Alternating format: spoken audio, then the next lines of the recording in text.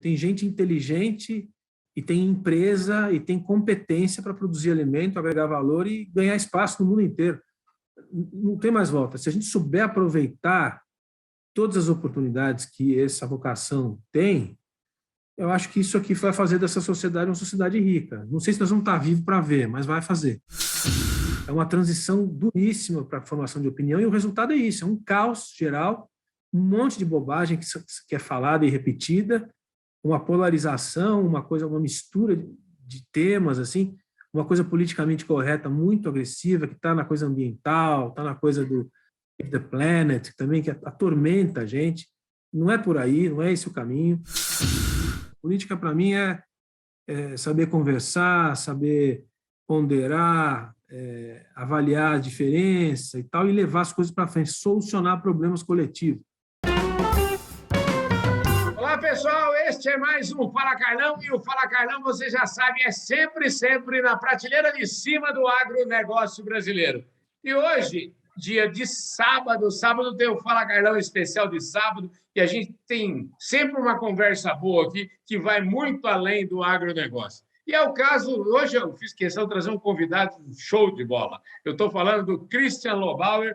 O Christian Lobauer, eu falo assim, ele é um professor, eu conheci o Christian. Quando eu conheci o Christian, ele não me conhecia ainda, eu vi os vídeos dele falando com o professor Christian, ele fazia uns vídeos extraordinários, vocês devem achar fácil aí no YouTube. E hoje a gente vai falar também ele é presidente da CropLife. Esse homem, ele é o cara, foi candidato a vice-presidente da República. Você pensou, melhor do que isso, sábado é impossível. Ô, Christian, obrigado pela sua presença aqui, viu? Ô, Carlão, prazer te rever aí, participar do seu programa. A gente já esteve junto no começo da CropLife, né? Então agora faz quase 2 anos já que a gente se encontrou. Então, prazer te rever. Outro dia, você sabe que eu fui em São Paulo já, as minhas 2 últimas estadias, vamos supor que eu fui em São Paulo, eu fiquei hospedado no hotel, aí em frente do Shopping Morumbi, e quando eu fui dar a volta para virar, para chegar no hotel, eu me dei conta, eu falei assim, o Christian fica aqui, eu lembrei justamente dessa última entrevista que nós fizemos aí na sede da CropLife. Como é que foram esses últimos anos? A gente já podia começar a conversa por aí, né? Porque talvez foi aquela semana que eu tive aí, nós paramos exatamente, entramos em home office logo depois daquilo e praticamente não saímos mais. Essa foi a realidade. E para a gente ainda fechar esse parágrafo, eu sei que você acabou também de estar saindo aí do Covid. Me conta como é que foi esses 2 anos aí, viu? Pano para manga.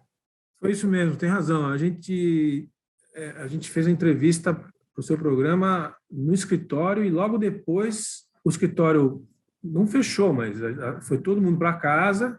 E desde até hoje o home office se impôs. Para ter uma ideia, aquele escritório que você visitou, 1/3 a gente desalugou porque não usa mais. E mudou completamente a dinâmica. A CropLife é uma instituição nova, né? Então, ela foi construindo no ambiente de pandemia. Você tem uma ideia, tem gente que a gente contratou no meio de 2020 que não tinha encontrado, nem não chegou a conhecer os colegas de trabalho pessoalmente até pouco tempo atrás. Então, agora, no final do ano passado, começou a voltar, a gente teve alguns encontros, reuniões no escritório e tal, mas realmente não é mais o que se imaginava. É um outro tipo de outra dinâmica de trabalho, como está acontecendo em várias empresas, várias instituições, né?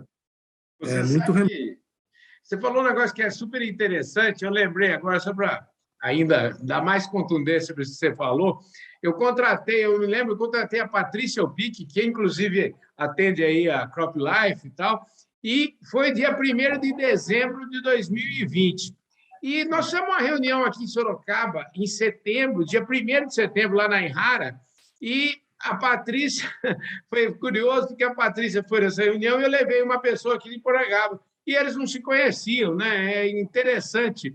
E aí você está me falando, eu acho que talvez metade dos colaboradores a gente cresceu, graças a Deus, eu sou uma pessoa péssima de previsão, porque quando veio a pandemia, eu pensava, vamos quebrar, vamos fechar tudo. Na verdade é o seguinte, eu hoje acho que nós somos o dobro do tamanho do que a gente era antes da pandemia, contratamos muita gente, eu acho que mais da metade das pessoas que colaboram hoje com a gente, eu nem conheço ainda pessoalmente, a gente só conhece Pessoalmente, virtualmente, né? aconteceu isso. É um fenômeno, acho que mundial, uma coisa muito diferente, né? Mas as coisas têm andado, têm funcionado, né? Tem problemas ali, mas a instituição cresceu, enfim, está se fortalecendo. A gente tinha 12 associados, a gente tem 50.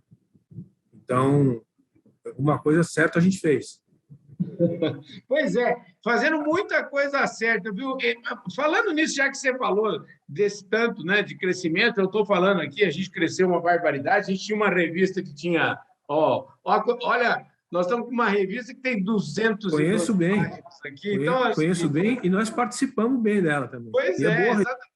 Vocês participam desse crescimento assim, gigantesco. Eu acho que isso reflete o agronegócio como um todo. A gente podia começar falando daí, né? Porque o agro deu uma lição aí de resiliência, de crescimento mesmo. Em vez de ficar chorando, vamos vender lenço.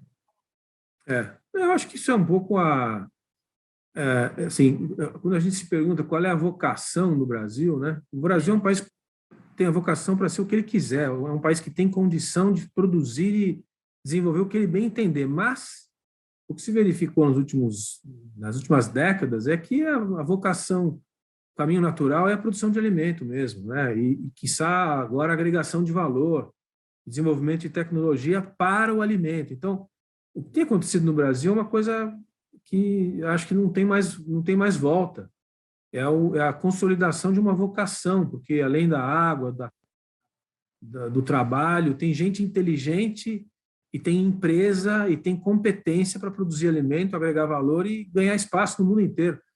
Não tem mais volta. Se a gente souber aproveitar todas as oportunidades que essa vocação tem, eu acho que isso aqui vai fazer dessa sociedade uma sociedade rica. Não sei se nós vamos estar vivos para ver, mas vai fazer. Apesar de todas as bobagens que a gente faz paralelamente, como sociedade também, eu acho que é um pote de ouro a produção de alimento, né? Já está provado que o Brasil, os brasileiros que se dedicam à atividade, ou direta ou indiretamente, são pessoas competentes, né? Porque problema não falta, mas a turma conseguiu criar riqueza, gerar valor, e eu acho que é uma vocação mesmo.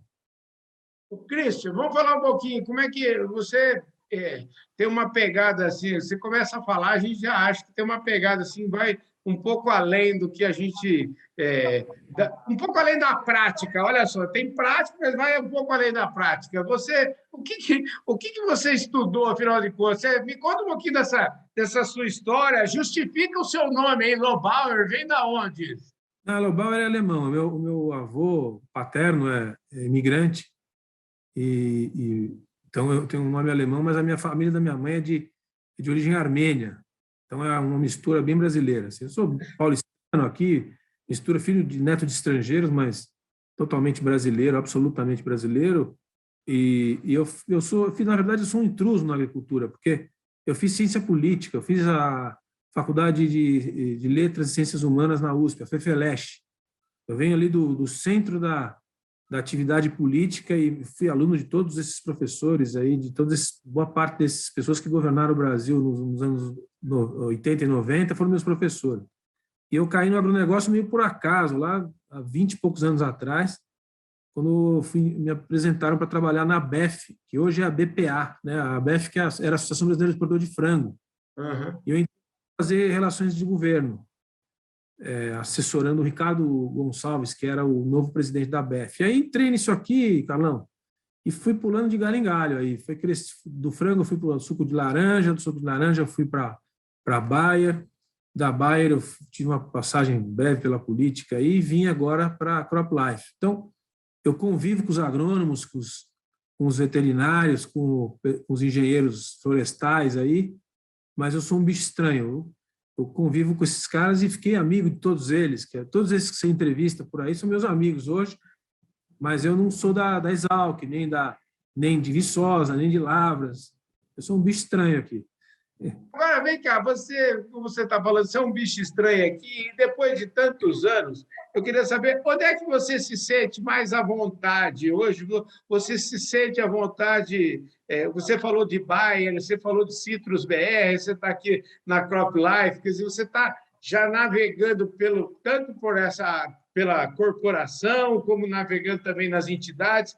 Onde é que mora seu coração? Então, o meu coração mora na. Parece que tudo isso que a gente fez é meio desconectado, mas não é. O meu Uhum. coração é na política mesmo. Eu gosto da atividade política, o que a gente faz, que tem esses nomes diferentes, lobby, advocacy, representação de interesses, tal. Quando você trabalha em entidade de representação, que é o que eu fiz, com exceção da Bayer, que era uma atividade empresarial, mas eu estava na área de assuntos corporativos, portanto, fazia muito parecido com o que eu faço hoje, e fiz para o frango, e fiz para a laranja, é relação com o governo.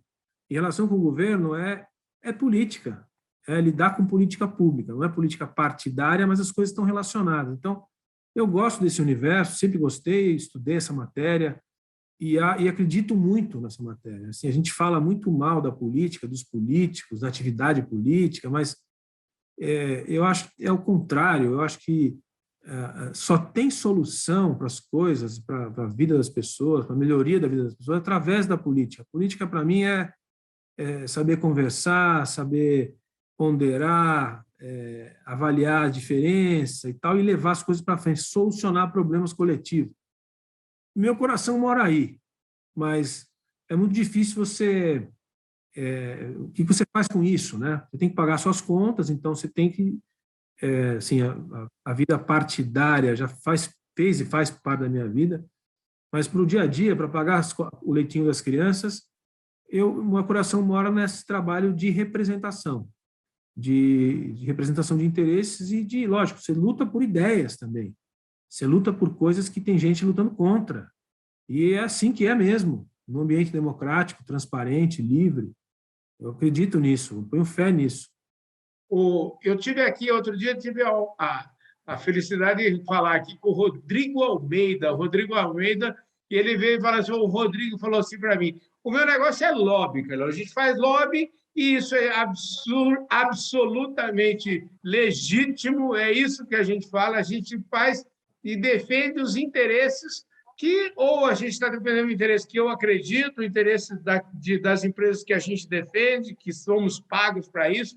Foi Bárbara, depois eu sugiro, se você não viu ainda, eu vou sugerir para você assistir essa entrevista com o Rodrigo. Você conhece ele, não? Não vi a entrevista, mas conheço bem o Rodrigo, amigo meu, amigo querido. Ele inclusive, tem uma trajetória desse tipo também. Ele tem muitos anos de Monsanto, uma empresa difícil, uma empresa que tem um perfil né, um perfil muito agressivo, né, de posicionamento e tal. E ele sempre foi um cara que fez esse trabalho entre governo, entre entidades de produtores e os interesses da empresa. Então, é isso mesmo. O que se faz é essa atividade mais política, no sentido tanto de política, mas também de policy, né, de política pública. Assim. A relação entre o governo, as regras do jogo e as entidades de representação. Rodrigo tem esse perfil, um cara ótimo. Está lá ali, está com o Velber Barral, que é um craque também. Vou ver a entrevista depois. Com certeza. Eu vou até fazer o seguinte: vou deixar aqui na descrição desse vídeo também para vocês acompanharem aí essa entrevista com o Rodrigo.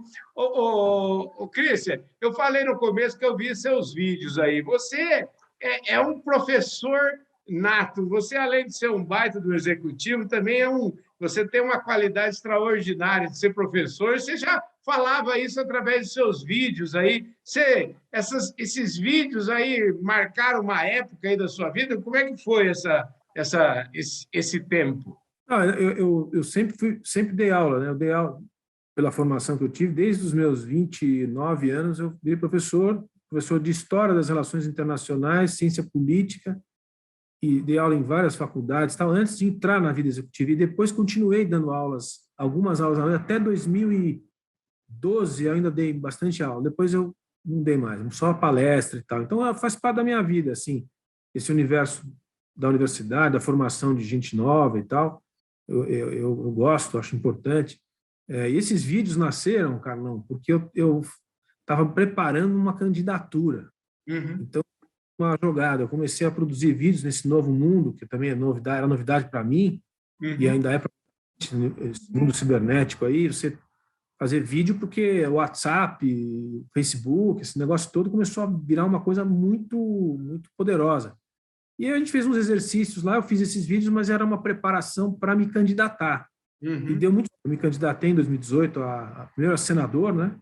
Os meus vídeos serviram muito para abrir um espaço enorme de, aspas, popularidade, de acesso a pessoas, ideias. E depois acabei saindo a vice-presidente na chapa do João Amoedo pelo Partido Novo, que eu sou fundador. Então, os vídeos ajudaram muito a mim, a minha candidatura, ao partido e às ideias, porque são todos vídeos que falam de agricultura, falam de reforma tributária, reforma previdenciária, os temas da política nacional que passaram a ser temas de campanha depois. E eu não faço mais, não dá para fazer porque dá confusão, né? Eu não posso fazer vídeo, até poderia, mas ali tem muita opinião política, tem comentários sobre coisas que estão acontecendo no Congresso e tal, e aí mistura o canal, sabe? Se você está numa entidade, uma entidade grande, empresas grandes, pode dar curto-circuito aí, então eu tive que parar. Mas um dia eu volto, eu vou voltar porque muita gente fala, eu gosto, é o que eu acredito, falar com gente mais jovem, e um dia eu volto.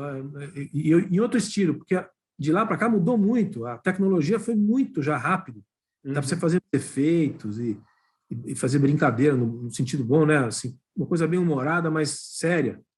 Os efeitos melhoraram muito, então dá para fazer muita edição interessante. Vou voltar, vamos ver, um dia desse aí eu volto. Mas já que nós estamos aqui nessa prosa aqui, não posso deixar de dar de aproveitar aqui e dar uma cutucada também, porque você foi candidato a vice-presidente da República, nós estamos, o Brasil. Antes de falar disso, até eu queria saber de você o seguinte: eu acho que às vezes eu tenho a sensação de que a gente está ficando muito chato, parece que ninguém mais escuta ninguém, né? Porque parece assim, eu sempre acho que o legal da democracia é democracia porque é isso, tem vários lados, tem vários jeitos de olhar, tem vários ângulos, mas a impressão que me dá é que parece que está todo mundo querendo lacrar as conversas, parece que todo mundo tem a necessidade de jogar a última pá de cal. Isso é meio chato demais, não é não, Cristian? Eu também acho, está chato, acho que é um pouco resultado desse fenômeno tecnológico em que você, com poucas letras e poucas palavras ou poucas imagens, resolve um assunto e vira uma coisa muito superficial e acho que tem muitos assuntos que são mais profundos, mais sérios, que demandam análise, ponderação, serenidade, né? E não tem. Não sei qual é a solução, porque a mídia tradicional, que seria a fonte mais importante para a formação de opinião, ela também caiu de forma muito radical. Assim. A formação de opinião ficou muito difícil. Hoje em dia, para você ter uma opinião sobre um assunto, você não sabe mais muito bem onde você vai atrás. Né? Não é mais só nos livros, não é mais daquelas mídias tradicionais que você escolhia, um jornal, uma revista, um canal de televisão ou alguns, e você construir a sua opinião. Não dá mais para fazer isso.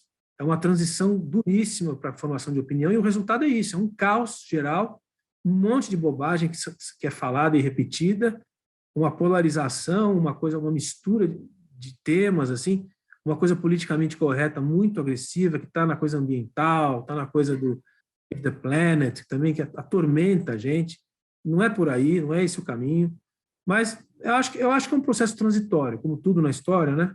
Vamos passar por essa confusão para depois ter um tipo de estabilidade de novo, fontes melhores, menos histeria e mais ciência, mais fato. Eu acho que imagino que seja uma fase ruim, né? Tomara que seja.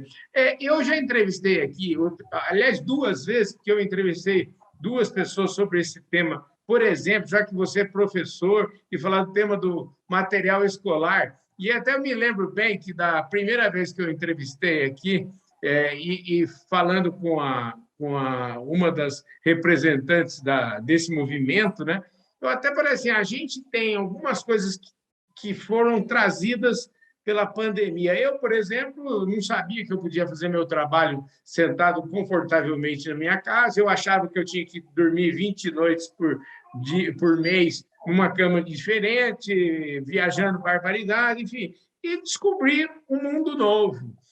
E essa história também da pandemia, de repente, colocou as crianças para dentro de casa também, e, de repente, os pais, né, perceberam, se deram conta de falar, opa, começaram a entender melhor, começaram a ver o que o filho estava fazendo, o que o filho estava estudando. Quer dizer, de repente, também, eu dei até, de certa forma, um puxão de orelha nos pais também, porque, na verdade, essa história sempre teve lá, mas, de repente, eles tiveram que começar a olhar.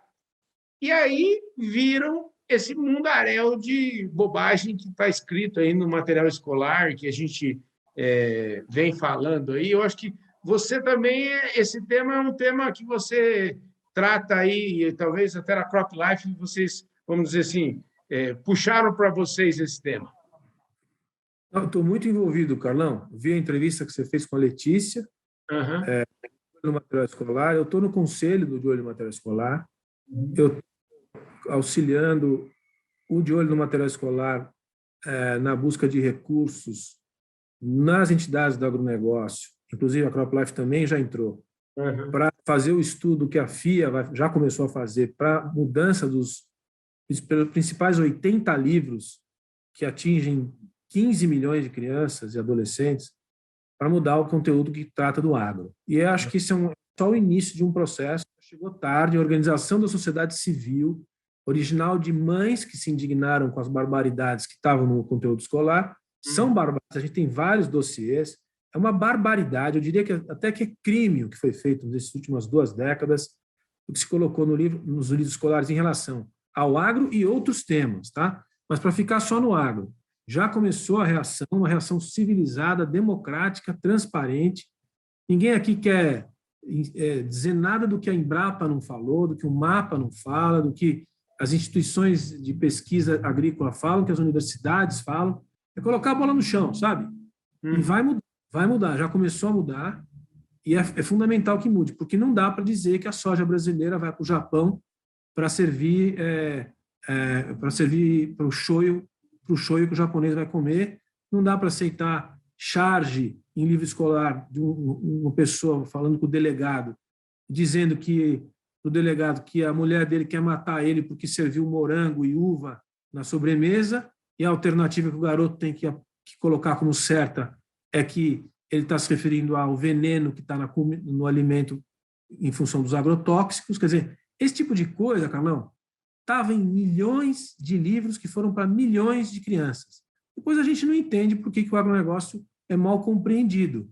É porque a gente deixou acontecer isso na formação das pessoas. Então, é um dos mais importantes projetos que tem no Brasil hoje, que é a revisão dos conteúdos curriculares, dos livros e dos vídeos e de tudo que vai se apresentar para a nova geração, né? E vale para todas as ciências, não é só para agronomia, para agricultura, é para a formação das novas gerações, que está tudo muito contaminado. E isso tem uma razão política, que não é o caso aqui de discutir aqui, mas foi feito deliberadamente nesse país. Foi feito assim, deliberadamente. E agora a gente tem que desfazer, porque não é democrático. Agora, Cristian, deixa eu te falar, esse negócio, a impressão que dá é o seguinte, agora eu queria que você me falasse, nós passamos batido nisso? Como é que deixamos acontecer isso? O negócio da educação no Brasil é muito preocupante, porque você vê 2 anos de pandemia, as escolas dos ricos, como o meu filho, por exemplo, escola de rico, né? Conseguiu adaptar. Então, teve computador em casa, teve aula remota, e a coisa aconteceu. Mas a grande maioria das crianças brasileiras ficou 2 anos sem aula, tá, não? Isso vai ter efeito já. Nós vamos ver o efeito disso no desenvolvimento brasileiro já. Então, assim, é muito grave o que acontece na educação brasileira, é muito mais profundo. E passa por esse ponto que você levantou. Se não forem os pais, não vai ser ninguém. O governo não vai resolver o problema. As escolas só não resolvem o problema. Os sindicatos de professores estão jogando um jogo ao contrário. Os sindicatos de professores hoje é uma das causas da paralisação do trabalho dos professores. Está invertido o negócio. As próprias universidades, onde eu venho, a USP, que eu sou muito grato e ao mesmo tempo muito crítico, está tudo errado, Carlão, está tudo errado. E quem tem que realizar a transformação são os pais, as famílias. Não tem outro caminho. Pode esperar governo entrar, governo sair, não vai resolver. É a mãe e o pai que tem que olhar o que o filho está aprendendo, o que ele está lendo, o que ele está vendo na internet e começar a se preocupar com isso, porque senão não vai resolver. E eu vou dizer mais, não resolve em uma geração. Nós dois aqui não vamos estar vivos para ver esse negócio resolver, porque é profundo o problema. A elite está sendo educada e sempre haverá uma elite bem educada no sentido do acesso, né? Não da educação formal. Mas a maior parte da população brasileira não está sendo educada. Não é que é mal educada, não está sendo educada. E o prejuízo a gente vê, apesar de coisas boas que a gente vê no caminho, a gente vê na dificuldade hoje de você contratar uma pessoa para fazer qualquer função, né? Cheio de bacharel em direito aí, que não consegue escrever um parágrafo, que não consegue interpretar um texto. Eu, às vezes, acho até que... Você sabe que, olhando São Paulo de cima, por exemplo, que às vezes acontece quando a gente sai aí de Congonhas ou sai do Campo de Marte, ou então você chega em São Paulo de cima, às vezes eu juro, eu lamento o cara ser prefeito, por exemplo, de São Paulo. Eu fiquei assim, eu já fui visitar lugares mais remotos, aí, saindo do conforto ali dos jardins e tal, e conhecer um pouco mais profundamente aí o São Paulo de verdade. E eu lamento, que eu olho aquilo e falo assim, Jesus, acho que não há solução para isso. Eu me sinto incompetente de tanto problema, né? E aí eu vejo, os governos têm tantos problemas para resolver, qualquer presidente, sei lá, qualquer prefeito, tem muito, muito para resolver. E aí eu queria pegar um pouco o fato de você ter sido candidato a vice-presidente, também dessa sua vez, por onde começar? Porque eu fico pensando assim, né? O cara chega, de repente, o cara vira prefeito de São Paulo, tipo assim, por onde eu começo? Como é que seria, no seu caso, por onde você começaria? Eu acho que São Paulo é um caso especial, assim. Eu até cheguei a estudar também em São Paulo, que depois até me aventurei a entrar nas prévias do partido para a prefeitura em 2020, em 2019.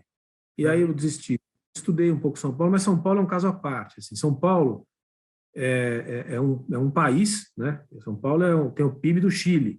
Uhum. E realmente, a quantidade de desafios que você tem aqui é um negócio...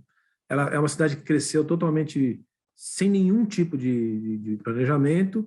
Tem um problema de 2,5 milhões de moradias que são irregulares, 2,5 milhões de pessoas moram irregular, né? Tem problema de saneamento, tem problema, todo tipo, é muito grande o problema. Mas eu acho que a resposta à sua pergunta, não só para São Paulo, mas para o Estado, para todos os estados, para o Brasil, é uma só. O Brasil precisa reduzir o custo que o próprio Estado tem. Então, assim, quando a gente pensa em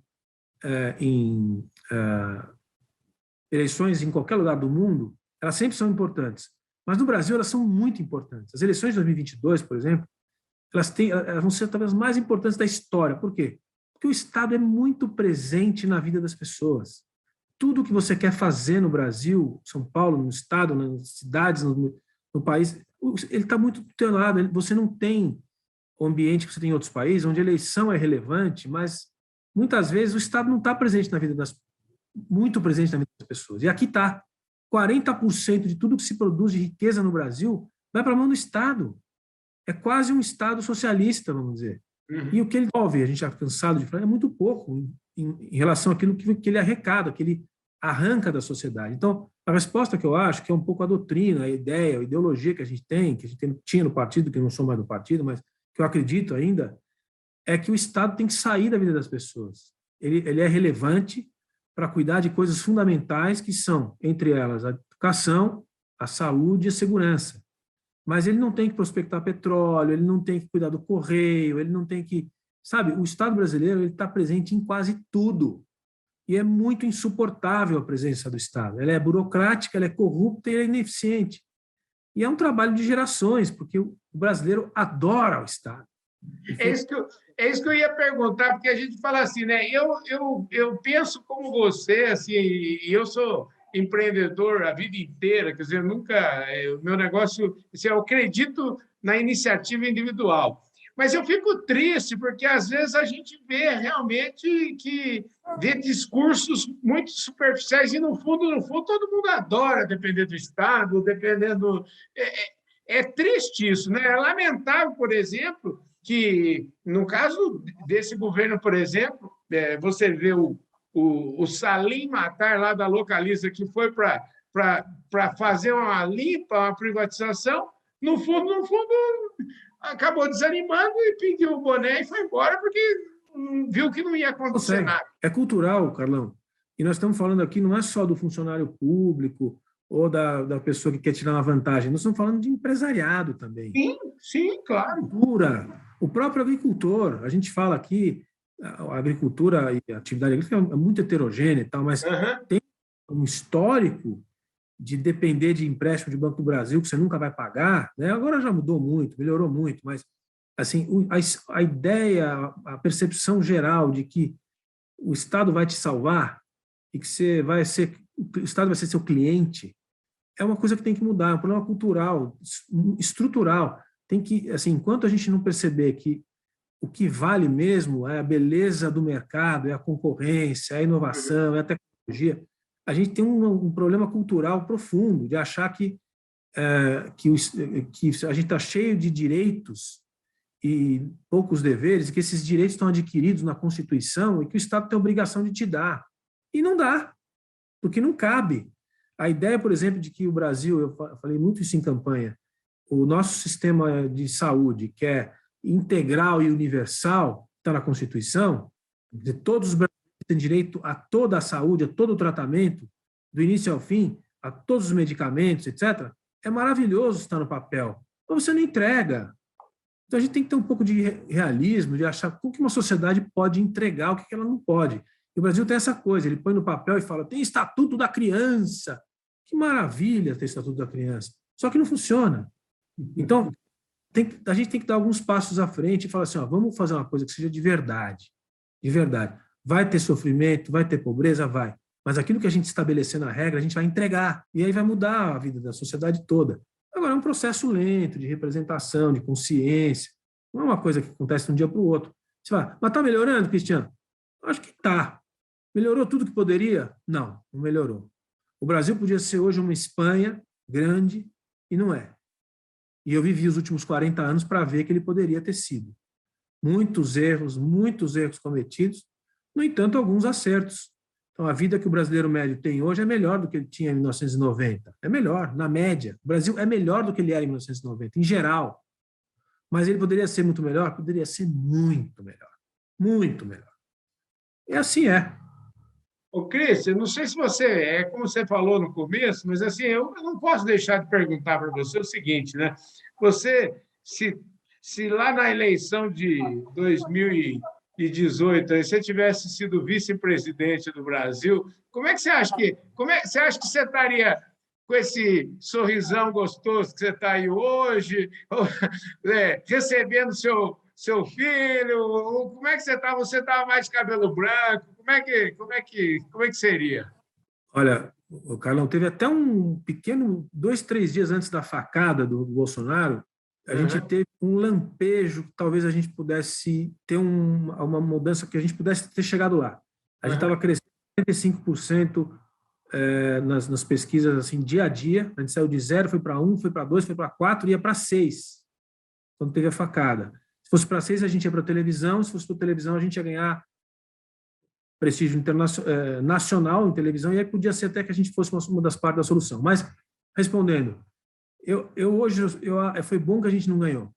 Foi realmente bom, porque eu acho que o João, que era o nosso candidato a presidente, acho que ele não teria aguentado, ele não teria perfil para governar, e eu também acho que teria sofrido demais, apesar de todo o esforço e todo o conhecimento que já fui tendo, e as pessoas e as instituições que eu conheço, a gente não teria feito um bom papel, não. Acho que a história é sábia, né? Deu no que deu e é assim, fica para experiência para a vida, assim. Acho que hoje meus cabelos estariam certamente mais brancos do que eles, e acho que foi bom a gente não ter ganho, não. Ó, eu vou usar um termo aqui que a gente, às vezes, eu fico meio desacorçoado, viu? É um termo que a gente usa aqui no interior, viu? Eu vejo os vídeos. Outro dia estava vendo um vídeo do Ronald Reagan falando sobre a história do peso do Estado e tirar do Estado. Vejo Roberto Campos falando disso e vejo eles moços, quer dizer, eu fico pensando assim, eu queria arrancar meus cabelos, eu fico imaginando o Brasil que a gente já teria hoje, né? Porque a gente já podia ter hoje, né? Essa Tá. história de Paulo Guedes aí, o Paulo Guedes poderia, em 89, talvez já ter, lá naquela época, naquela oportunidade, que Brasil que a gente não teria hoje, né, Christian? Eu concordo. A gente, enfim, a gente ainda tem um país democrático, as instituições não são perfeitas, mas estão aí, funcionam mais ou menos.